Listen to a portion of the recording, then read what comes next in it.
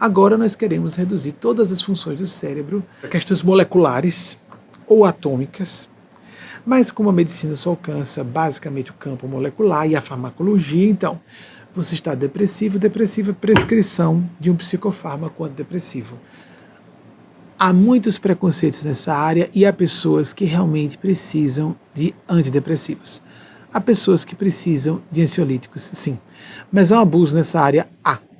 Ponto. Nós vamos sair dessa fase, mas estamos. Só que, olha como é complexo. O reducionismo de a mente humana, que é muito mais que o cérebro, e o cérebro, que é muito mais do que apenas fenômenos moleculares no interior das células ou entre as células, tudo isso sendo tratado apenas com uma substância que interfere num aspecto de uma complexíssima orquestração bioeletroquímica no interior da neurofisiologia de uma pessoa. A pessoa tem que fazer terapia, algumas só vão ao psiquiatra para pegar a prescrição medicamentosa ou tomar o seu remedinho, pílulas de felicidade, de paz. Não existe isso, é de um simplismo grosseiro. Mas há pessoas que precisam. Tem que fazer a terapia, tem que utilizar a droga medicamentosa, precisam de espiritualidade ao seu modo, de acordo com sua religião, sem religião, com sua prática, sua disciplina espiritual, da maneira que lhe aprouver, de acordo com as suas idiosincrasias, de acordo com o seu histórico de vida, com suas tendências pessoais, com sua filosofia de vida, com sua política existencial. Precisa-se de um propósito. É imprescindível termos uma linha de filosofia de vida, uma teleologia, um propósito. Nós somos seres finalísticos. Nós não vivemos sem um propósito a viver. Raison d'être, uma razão de ser, de existir. Não, o remédio não vai resolver. Pode ser uma ferramenta importante. Algumas pessoas podem ficar dependentes. Ah, interessante. Eu estava falando recentemente, tive uma experiência fora do corpo. Ele não sabia, mas eu disse, né? Um ex-colega, e tive uma experiência fora do corpo. Ele está no Brasil, eu estou aqui. Para aquelas e aqueles que acreditem, não tem importância para quem não acreditar. Não está só informado, a minha opinião é essa.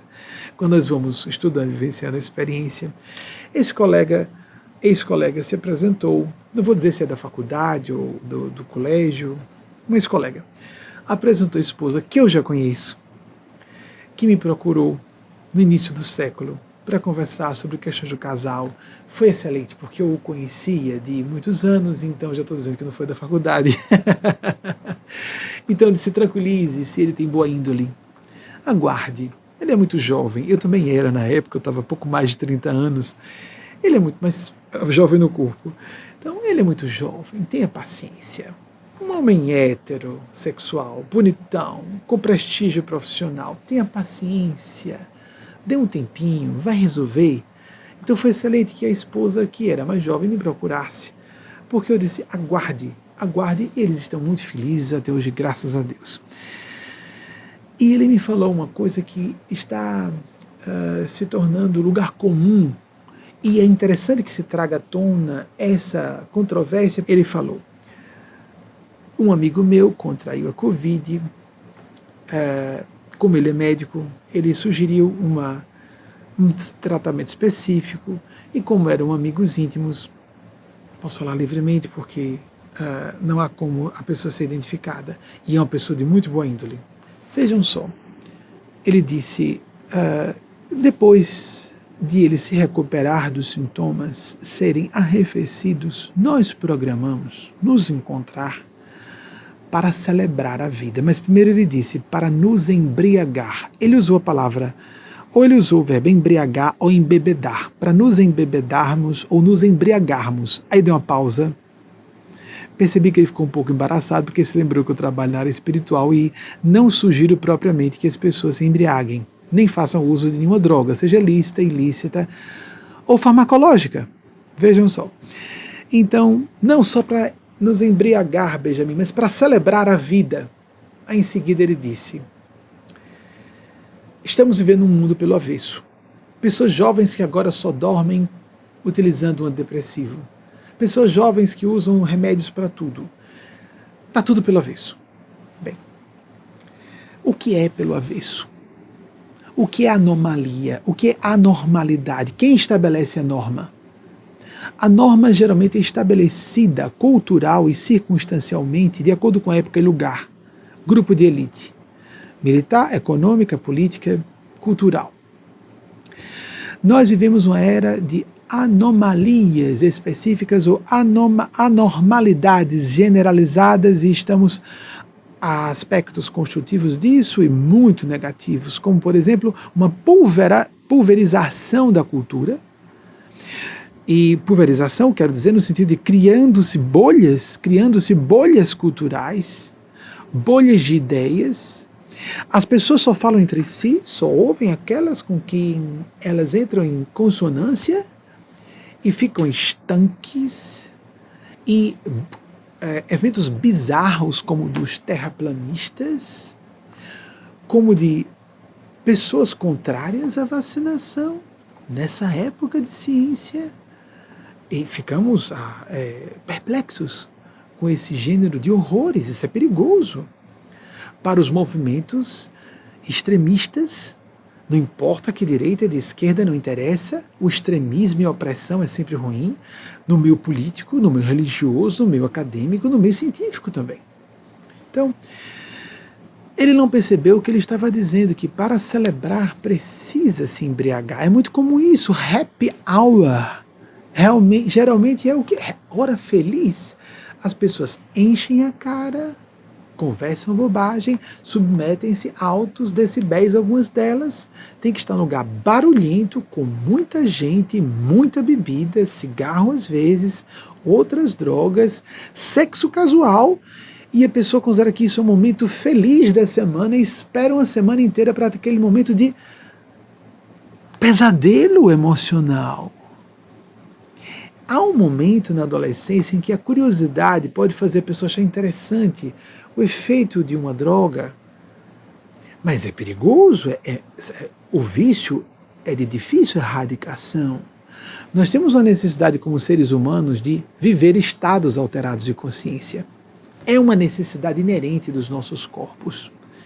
Nós nos sentimos incompletos se não tivermos estados alterados de consciência. E o que acontece?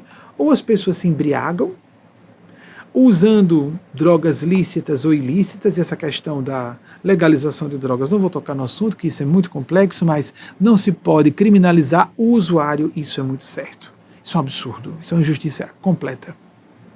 Temos que, na perspectiva mais dura a respeito do assunto, por mais draconiano que nos façamos, draconianos, draconianas, estabelecer que é uma pessoa enferma que precisa de hospital, tratamento, mas não criminalizar o usuário, a usuária. E tem toda aquela questão do narcotráfico e dos índices de criminalidade em países que fazem a legalização dessas drogas, que principalmente descriminalizar o uso. Bem, mas esse assunto não é o nosso agora no momento. As pessoas estão deixando de se embriagar para utilizar psicofármacos. Mas há uma evolução implicada. Quando uma pessoa se reúne com um grupo de amigos para todas ficarem alteradas em seu padrão de processamento psicológico por efeito de uma droga, ninguém está se achando enfermo. Ninguém está se achando doente por precisar fazer aquilo para relaxar. As pessoas não conseguem se alegrar, relaxar, celebrar a amizade, vivenciar a fraternidade sem estarem altas. Altas no sentido vernacular, gíria. Estão intoxicadas, são tóxicos, estão intoxicadas. Elas não sentem que é uma lacuna que elas estão preenchendo, apenas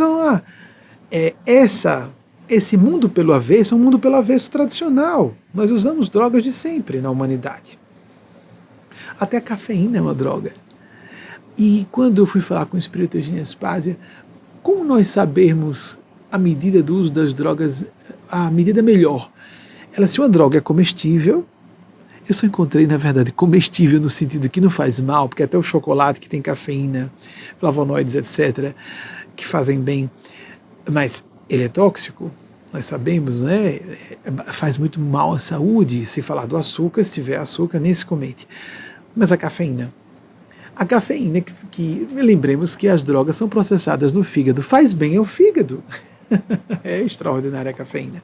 Claro, passada da dose certa e de acordo com a massa corporal de uma pessoa, de acordo com o seu estado clínico, pode haver taquicardia, afeta o estômago, sim, mas os estudos são exaustivamente comprobatórios relacionados aos efeitos positivos sobremaneira para a nossa massa encefálica, com a diminuição de probabilidade de desenvolvimento de Alzheimer, Parkinson, a melhoria da cognição, da concentração, da memória, com o consumo moderado de cafeína.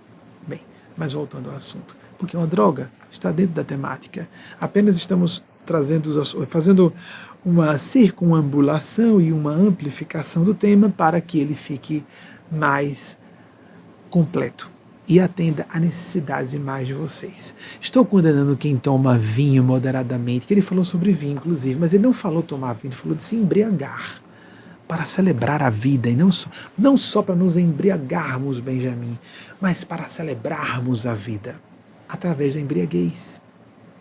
Há uma limitação aí da pessoa de precisar se embriagar, repito, uma pessoa de boa índole, precisar ingerir um alcoólico para ficar alegre. Mas quem usa um psicofármaco sabe que está enferma, e que está precisando depois fazer um desmame daquela droga. Algumas pessoas, entretanto, nunca vão dispensar. E essas pessoas não ingerem álcool, por exemplo, não costumam fazer uso de outras drogas. Algumas utilizam, né? Aquelas drogas que não afetam e fazem um mal maior, como o cigarro. Nossa Senhora, nem vamos comentar a quantidade imensa de venenos que há no tabaco. Todo mundo sabe, não precisamos tocar no assunto.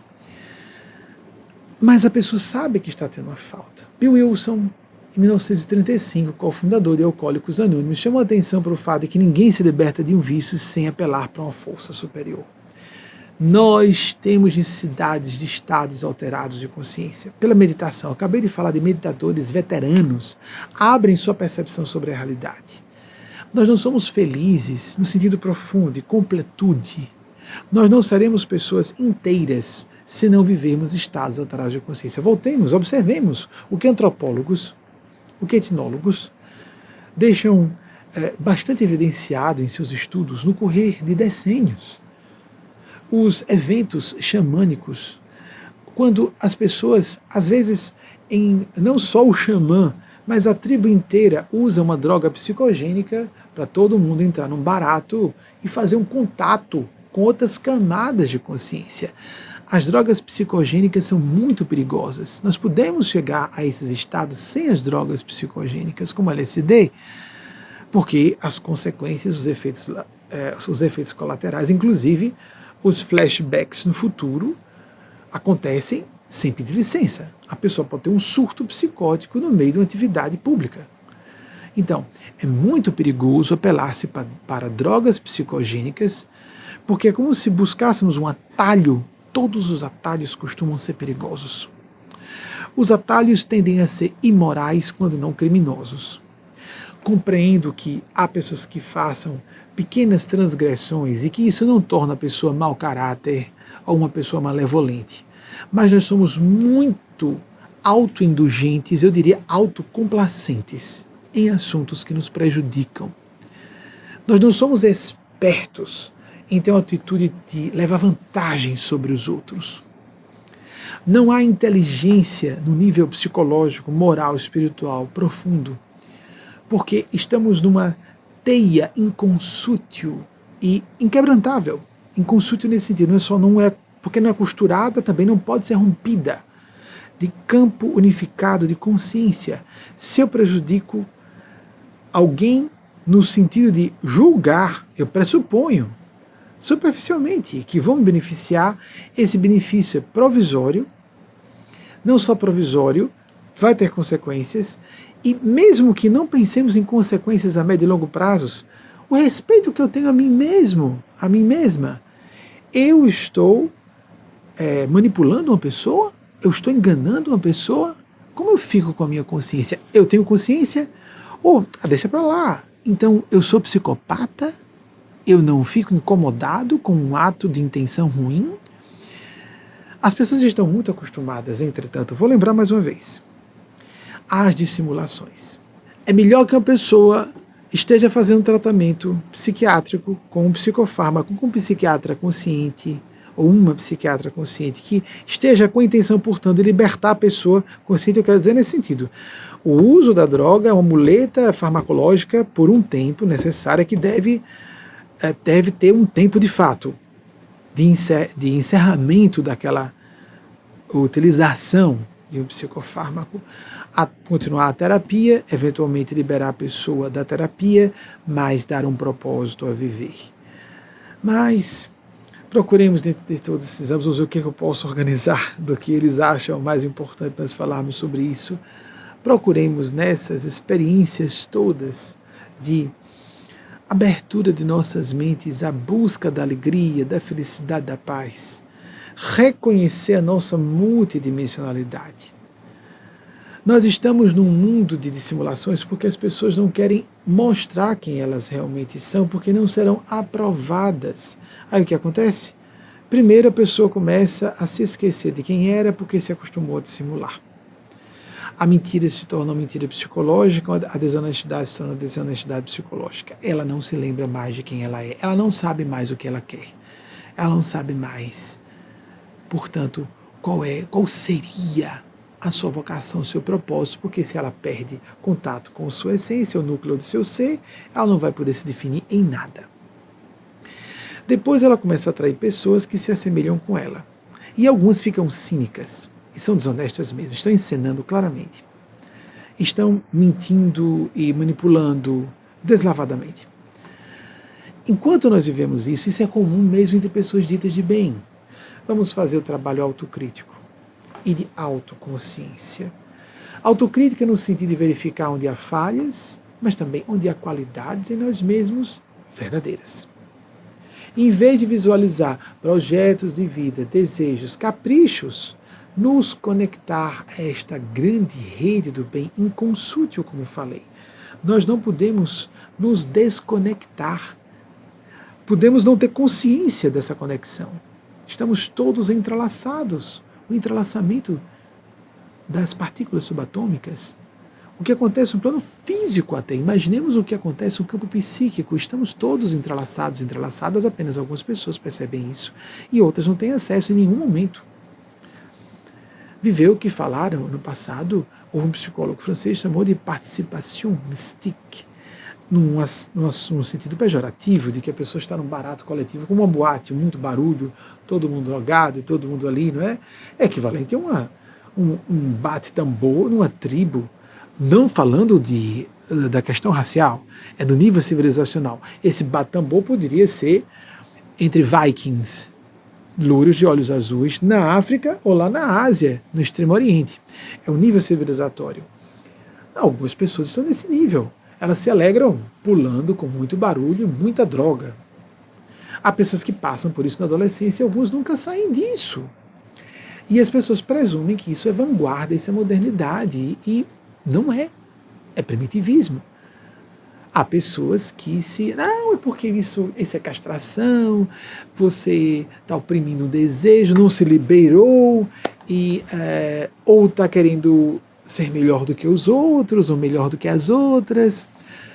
Mas há pessoas que têm um momento de grande satisfação pessoal, a gente se reflete na hora do lazer. Ela tem um momento vamos dizer, de êxtase lúdico, lendo poesia. Eu não gosto de poesia. Estou falando porque há pessoas que gostam de poesia. Outras pessoas gostam de ler filosofia.